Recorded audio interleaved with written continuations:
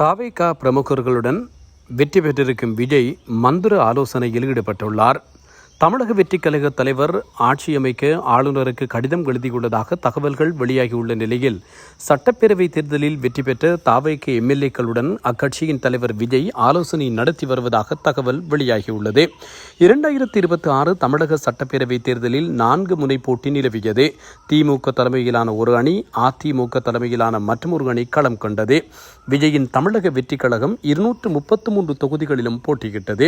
விஜயின் தபாக 108 இடங்களை கைப்பற்றி தனிப்பெரும் கட்சியாக உருவெடுத்துள்ளது. எனினும் ஆட்சி அமைக்க தேவையான பெரும்பான்மை பலமான 118 இடங்களை பெறாததால் தமிழகத்தில் தற்போது தொங்கு சட்டப்பேரவை அமையும் சூழல் உருவாகியுள்ளது. இந்த நிலையில் தமிழக வெற்றிக் கழக தலைவர் விஜய் சென்னை பானையூரில் உள்ள தாவேகா தலைமை அலுவலகத்திற்கு சென்றார்.